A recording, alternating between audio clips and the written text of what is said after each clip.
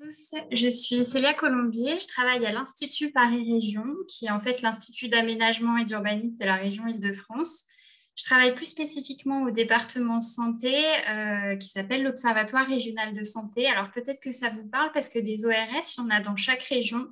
Et en fait, en Île-de-France, on a la spécificité d'être attaché à un institut d'aménagement. Donc, on voit que déjà la situation de l'ORS au sein de l'Institut Paris Région illustre bien l'intérêt de la mobilisation de l'Observatoire régional de santé sur les liens entre santé et aménagement territorial. Et il se trouve que depuis 2019, l'ORS porte ce qu'on appelle le réseau ISE, Île-de-France Santé Environnement, que je copilote. C'est un réseau qui rassemble les acteurs de la santé environnementale dans le but de développer une culture commune en santé-environnement. On y reviendra un petit peu plus tard. Je remercie évidemment l'ODAP de m'avoir invitée et de me donner la possibilité de vous présenter aujourd'hui ce qu'est la santé environnementale assez brièvement. Alors, ma présentation se passera en 3 temps. D'abord, on va vraiment rentrer dans le vif du sujet. Qu'est-ce que c'est que la santé environnementale? On parlera ensuite des leviers des collectivités en santé-environnement. Et enfin, on terminera avec des illustrations pour rendre un peu la chose concrète. Donc, qu'est-ce que la santé environnementale? Alors, pour commencer, avant toute chose, il ne faut pas confondre santé, maladie et soins. La santé, c'est, comme le dit l'OMS, comme le définit l'OMS, un état de complet bien-être, que ce soit physique, mental et social, qui consiste pas seulement en une absence de maladie ou d'infirmité. En fait, plus qu'un état, finalement, la santé, c'est une ressource, c'est un processus dynamique et global qui permet à chaque individu d'identifier et de réaliser ses ambitions, satisfaire ses besoins et évoluer avec son milieu aussi adapté. Donc ça, c'est la définition vraiment qu'on retrouve dans la charte d'Ottawa en 86. Donc la santé, c'est d'une part, comme vous le voyez sur le diaporama, être en bonne santé. Le rester, c'est se soigner en cas de maladie. Et puis, une fois qu'on est guéri, c'est le rester également et se préserver. Donc, on voit vraiment que c'est un long processus et pas simplement un état de fait. La santé, c'est important de le comprendre, elle dépasse le soin. C'est-à-dire que l'état de santé aujourd'hui d'un individu ou des populations, il s'explique à 10 ou 20% seulement par le système de soins selon les études. Donc, c'est à la fois évidemment un chiffre important et non négligeable, mais c'est aussi assez partiel. 20%, 20% de l'état de santé est déterminé par ce qu'on appelle les facteurs biologiques. Et enfin, le reste, c'est ce qu'on appelle des déterminants de santé qui ont trait aux conditions de vie. Ça signifie que finalement, toutes les autres politiques publiques, elles ont un impact sur la santé, étant donné qu'il s'agit d'agir sur les conditions de vie, l'aménagement territorial, entre autres choses. Donc, d'où l'intérêt de parler de ces fameux déterminants de santé avec vous. Les déterminants de santé, donc on voit sur ce graphique qui est bien connu, c'est à la fois les facteurs personnels, sociaux, économiques, environnementaux qui influencent l'état de santé des individus ou des populations. Donc, on le voit sur le graphique, à la fois des facteurs liés au style de vie personnel, mais aussi à l'éducation, au milieu de travail, au logement. En bref, les conditions socio-économiques, culturelles et environnementales, on va y revenir un petit peu. La santé environnementale, c'est une science, très clairement.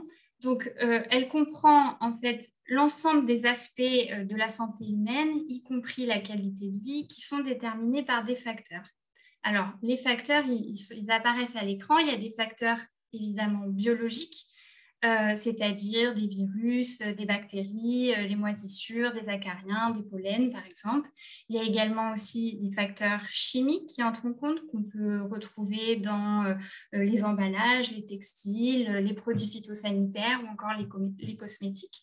Il y a également des facteurs physiques qui peuvent influencer, qui peuvent entrer en jeu également. Alors là, sur la diapositive, on voit la lumière artificielle, le bruit, mais il y a aussi les facteurs esthétiques ou encore, ça comprend également les facteurs psychosociaux, c'est-à-dire le stress, également la sédentarité, en bref, tout ce qui peut avoir un impact sur la santé humaine et qui se trouve dans l'environnement. Donc, la santé environnementale, comme je l'ai dit, c'est une science, mais c'est également des politiques. La santé environnementale, elle concerne, selon la définition encore de l'OMS, la politique et les pratiques de gestion, de résorption, de contrôle et de prévention des facteurs environnementaux qui sont susceptibles d'affecter la santé des générations actuelles et futures. On note particulièrement une vigilance particulièrement importante sur une période précise de la vie où les expositions environnementales peuvent avoir un effet décuplé, plus important et s'inscrire sur le long terme. Non, c'est la période des 1000 premiers jours. Vous en avez sûrement entendu parler. On parle de 1000 premiers jours, de vraiment la conception de l'individu aux 2 premières années de vie. Et donc, c'est vraiment une période clé du développement de l'enfant et en fait aussi dans laquelle se constitue en grande partie la santé du futur adulte. Donc, une période sur laquelle il faut être particulièrement vigilant également en matière de politique publique. La santé environnementale, elle est également particulièrement liée. Il y a une corrélation particulièrement forte entre santé environnementale et inégalité sociale. Alors, sous plusieurs aspects, c'est-à-dire que les populations, elles ne sont pas égales face aux pollutions, aux nuisances, aux risques environnementaux. Il y a plusieurs formes d'inégalité. D'une part, une inégalité qu'on appelle d'exposition à des risques, des pollutions, des nuisances, c'est-à-dire que les populations les plus défavorisées n'habitent généralement pas dans les mêmes espaces que les populations les plus favorisées, et ce sont généralement des espaces dans lesquels les populations peuvent être plus exposées à des nuisances. Il y a une inégalité aussi d'accès à ce qu'on appelle les aménités environnementales. Donc ça, c'est l'autre versant.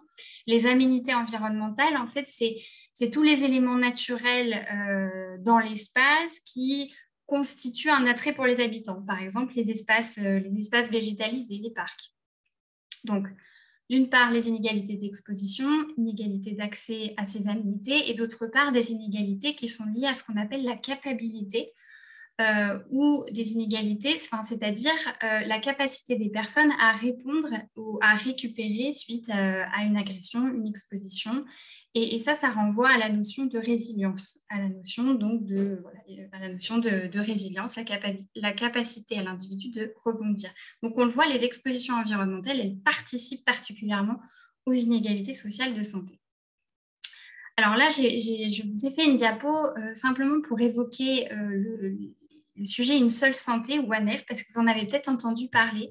En fait, c'est l'idée, finalement, la santé environnementale, elle est assez anthropocentrée, et de plus en plus, on entend parler d'une seule santé ou de One Health pour montrer qu'il y a une interdépendance également entre santé humaine, animale et fonctionnement des écosystèmes, et que cette approche qui est donc, intégrée, qui est globale, elle doit s'inscrire également dans les politiques publiques au niveau local, national et planétaire.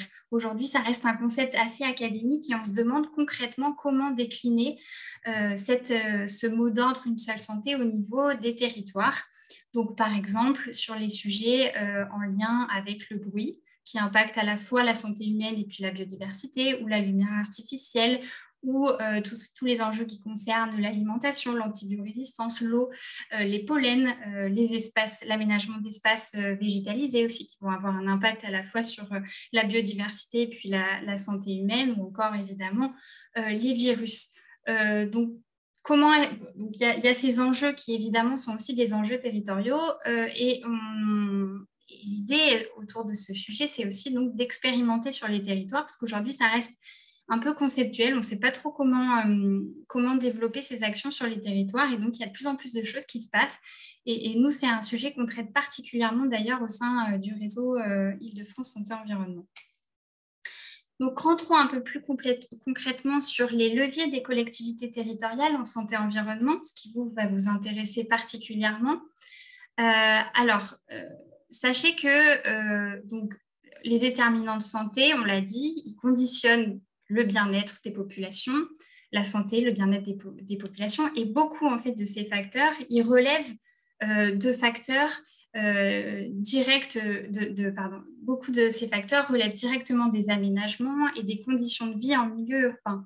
On voit les 3 premiers cercles que vous voyez au centre, donc vert, reprennent, non, pardon, les cercles bleus reprennent vraiment des actions qui ont trait à la planification. C'est-à-dire que ce sont vraiment des enjeux qu'on retrouve dans la planification. Et en revanche, donc les cercles verts qui sont plus centraux, eux, ce sont des déterminants qu'on retrouve qui vont être impactés de manière indirecte par des projets d'aménagement, d'urbanisme. Donc, par exemple, pour ce qui est des particules émises par les véhicules, les émissions de chauffage et d'industrie qui peuvent avoir un impact négatif. Également, dans les espaces verts, on va retrouver des plantes allergisantes, il y a également des moustiques, des chenilles urticantes, donc sur lesquelles les collectivités aussi ont des leviers, la qualité des eaux, les bruits, l'habitat. Les enjeux aussi relatifs aux friches industrielles et aux sites et sols pollués. Et puis, on voit qu'il y a des leviers, à savoir l'instauration de zones piétonnes, par exemple, des pistes cyclables, des transports en commun, donc des mobilités actives qui peuvent être favorisées via l'urbanisme. Donc, c'est vraiment les enjeux d'urbanisme favorable à la santé, dont vous allez parler, j'imagine, beaucoup aujourd'hui. Et puis, il y a les enjeux réhabilitation urbaine, gestion des eaux, intégration d'espaces verts, action de lutte contre le bruit, entre autres choses. Donc, il y a des principes clés pour développer des actions santé-environnement dans les territoires. Alors, évidemment, ce n'est pas exhaustif, mais là, je voulais vous faire passer quelques messages. Le premier, c'est de réaliser un état des lieux en santé-environnement de son territoire. On va y revenir. Le second, appliquer l'approche de la santé dans toutes les politiques. Le troisième, s'appuyer sur des dispositifs territoriaux existants. Et enfin, expérimenter en s'inspirant d'autres collectivités. Donc, d'abord, revenons sur l'état des lieux, la réalisation d'un état des lieux en santé-environnement dans les territoires. Alors ça, c'est une approche très importante pour d'abord mieux connaître votre territoire et prioriser les politiques publiques. Cette espèce de portrait de territoire, il peut être fait à l'occasion de diagnostics qui sont déjà imposés, par exemple pour l'élaboration des documents d'urbanisme, de plans ou de contrats. Donc là, j'ai évoqué les contrats locaux de santé, on y reviendra, les PLU, les SCOT, les SRADET, enfin le SRADET, les PCAET ou le contrat de relance et de transition écologique. Donc, à l'occasion de l'écriture de ces documents, il y a des diagnostics qui peuvent intégrer à la fois des éléments objectifs de démographie et d'indicateurs environnementaux, et puis subjectifs, donc en recueillant la parole au mieux, en recueillant la parole des élus, des acteurs de terrain et des habitants.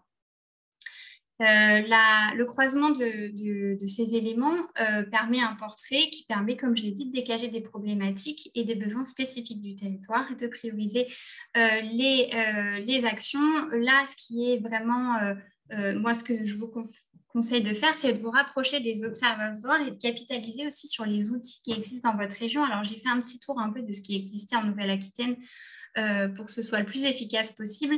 Vous avez l'Observatoire régional de la santé et environnement et aussi un outil cartographique qui s'appelle Géoclip qui peuvent vous fournir des données sur votre territoire plus précisément. Je vous invite à aller voir. Donc, une autre composante à vraiment intégrer dans vos approches, c'est la santé dans toutes les politiques. Donc ça, c'est un mot d'ordre qui a été lancé à échelle planétaire donc, lors de la déclaration d'Adélaïde. Cette injonction, en tout cas cette nouvelle approche, elle demande évidemment de mettre en place des nouvelles formes de gouvernance parce que ce n'est pas du tout intuitif. Aujourd'hui, on a une gestion, c'est pas vous que...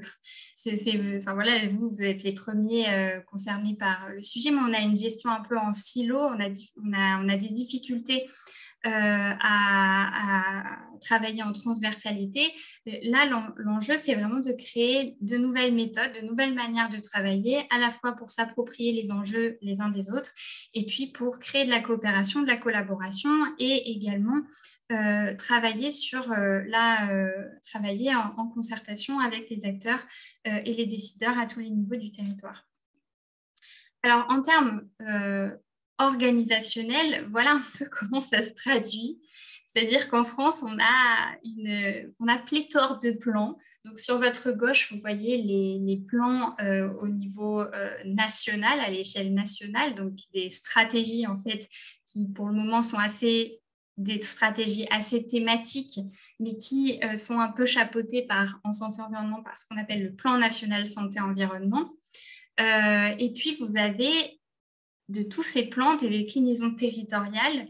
Alors, donc, ça s'appelle au niveau de la région le plan régional santé-environnement. Et ensuite, vous avez tout un tas de plans ou d'outils ou de documents d'urbanisme connexes, donc des outils ou des plans qui sont portés par l'ARS d'une part, vous les voyez apparaître, donc plan cancer, le projet régional de santé qui est encore différent du plan régional santé-environnement, vous avez des plans portés par la DRAF, vous avez des plans aussi portés par la région, des plans portés par le département, par la DIRECT, plan régional santé au travail, par la DREAL, donc plan de protection de l'atmosphère aussi qui est très important sur la qualité de l'air. Et puis vous en avez qui sont portés par les collectivités, vous, donc j'ai évoqué les docs d'urbanisme, et puis également le contrat local de santé ou des outils comme le réseau Ville Santé OMS ou l'agenda 2030, puisque maintenant ce n'est plus l'agenda 2021. C'est un vieux graphique. Autre aspect très important, c'est s'appuyer sur des dispositifs qui sont existants. Il y a plein de choses qui existent déjà et ça ne sert à rien de réinventer l'eau chaude. L'idée, c'est pour être au plus efficace, aller vers ce qui existe déjà, les acteurs qui existent déjà, les outils qui existent déjà. Donc déjà, en premier lieu, consultez le plan régional santé-environnement de votre région. Vous pouvez également rechercher des financements. Je vous invite à aller voir les financements. Il y a beaucoup de financements qui sont recensés sur la plateforme Aide Territoire.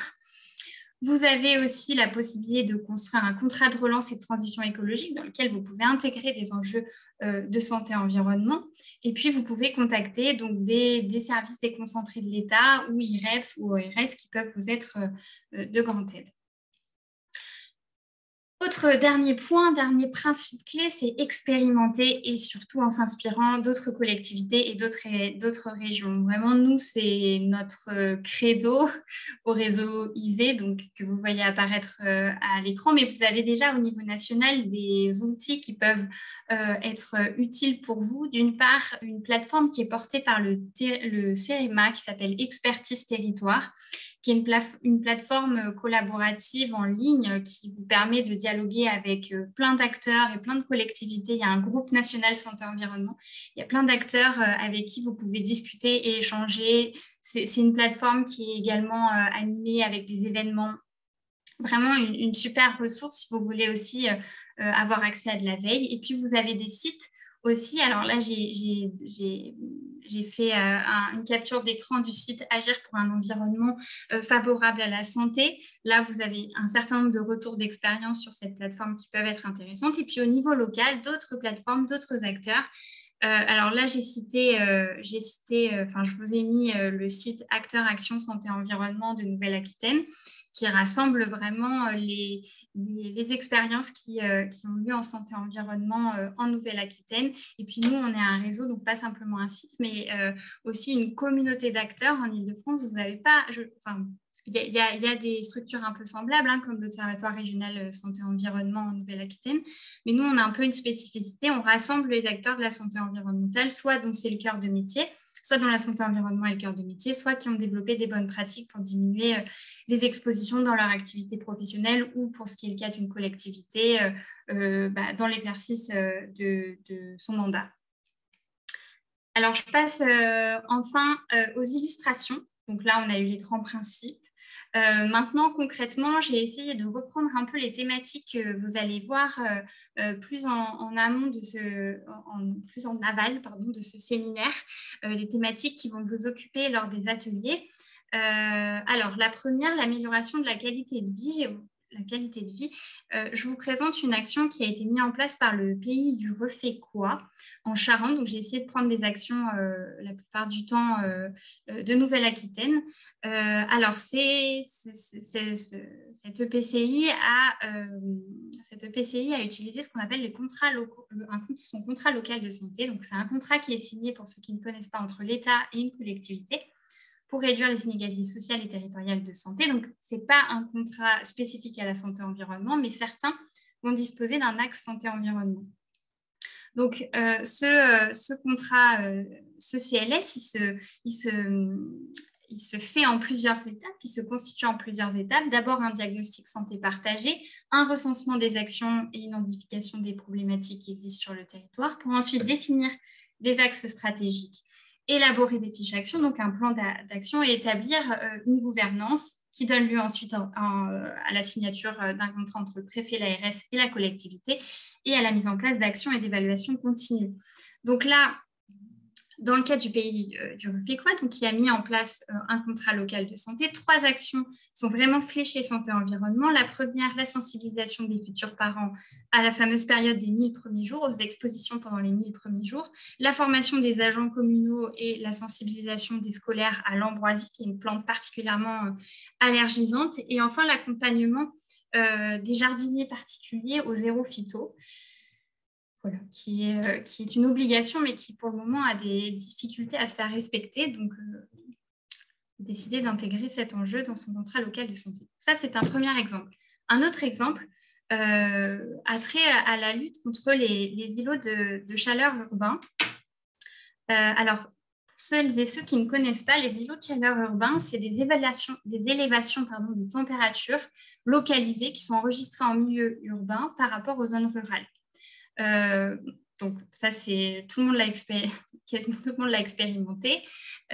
Désormais, on met en place des politiques publiques locales qui visent à l'anticipation et l'adaptation au changement climatique et qui permet de lutter contre les îlots de chaleur. Alors, ces politiques publiques, ça peut être la végétalisation des espaces, ça peut être l'intégration de l'eau en ville, ça peut être adopter les principes de conception bioclimatique des bâtiments, pour une bonne performance thermique, par exemple, limiter les rues canyons dans lesquelles l'air circule mal, favoriser du mobilier urbain qui emmagasine pas trop de chaleur, c'est très varié. Et je vous ai mis un exemple là, alors qui n'est pas un exemple de Nouvelle-Aquitaine, d'un PLUI, donc d'un EPCI de la métropole du Grand Paris, qui a vocation à intégrer une démarche globale, lisible, avec en 3 axes. Le rapport, dans son rapport de présentation, un rappel des vulnérabilités climatiques pour identifier les enjeux prioritaires. Dans le PADD, l'intégration d'un coefficient de pleine terre, par exemple, ou encore dans l'OAP biodiversité, nature et eau en ville, qui est un OAP de ce PLUI, la protection de la trame verte et bleue, la création de mares, de zones humides, carte de revégétalisation, des prescriptions pour l'aménagement. Donc, tout un ensemble d'actions qui participent à la santé environnementale et qui peuvent être intégrées dans un PLUI. Autre illustration, l'intégration des enjeux de déplacement actif dans les PLUI. Alors là, j'ai pris un exemple d'une commune rurale pour vous montrer que les leviers, l'action n'est pas simplement possible en milieu urbain. Là, c'est l'exemple de la commune de Bon-le-Comte, en Seine-Maritime, 300 habitants, membre d'une EPCI, qui est un peu au milieu de nulle part, 50 minutes du Havre, 35 minutes de Rouen, 3 km d'une gare, il n'y a pas de transport en commun, il n'y a pas d'ingénierie vraiment, un bourg et 3 hameaux, et entre des communes qui ont un service, mais entre des communes qui en ont service, mais ils ne sont pas reliés directement. Donc, l'enjeu de ce PLUI, c'était de favoriser les mobilités douces dans une commune rurale, d'adapter l'offre de logement et de déplacement vis-à-vis des attentes des citoyens tout en préservant l'identité et le patrimoine. Et donc, a été fait une analyse des besoins et des pratiques et également une mise en cohérence avec le projet de la commune à proximité. Et cet état des lieux qui a été facilité par le fait que c'était une petite commune, que c'était plus facile d'avoir accès aux besoins et aussi aux pratiques des habitants, a permis donc de créer des pistes cyclables entre bourg, hameaux et villes communes, d'également créer une obligation de réaliser un stationnement mutualisé. Et ça, ont été inscrits des emplacements réservés reportés sur le zonage. Voilà pour ce qui est des déplacements. Il y a également action sur les nuisances dans les espaces de vie. Alors là, je vous présente ce qui est une évaluation d'impact sur la santé. Donc, ce sont des outils d'aide à la décision sur lesquels vous pouvez vous appuyer. En fait, ces évaluations d'impact sur la santé, elles donnent la possibilité de réduire, de minimiser les effets négatifs d'un projet et d'augmenter ou renforcer les effets positifs sur la santé en formulant des recommandations.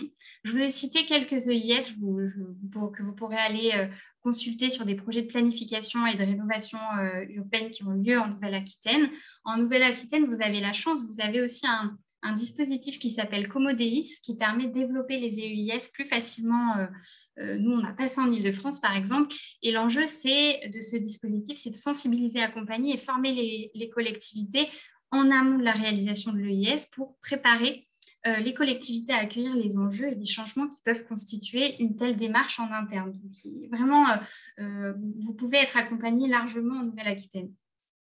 Un autre exemple, donc, c'est la prise en compte des enjeux alimentaires et agricoles dans les documents d'urbanisme. Là, j'ai voulu vous montrer un appel à manifestation d'intérêt qui est porté par le département de Gironde, qui est, alors là, je crois que je ne sais plus exactement, il me semble que c'était il y a 1 ou 2 ans, donc qui vous fournissait justement plusieurs types d'aides pour accompagner la traduction des projets agricoles et alimentaires locaux au sein de documents d'urbanisme, qui vous soutiennent pour la réalisation d'études, qui sensibilisent les élus, proposent une méthodologie. Anne, qui vous permet aussi, qui peut vous apporter de l'aide sur l'animation de l'échange et de la concertation, et accompagner la traduction des enjeux agricoles et projets alimentaires locaux au sein des documents d'urbanisme, ou encore favoriser la mise en place d'observatoires locaux du foncier agricole.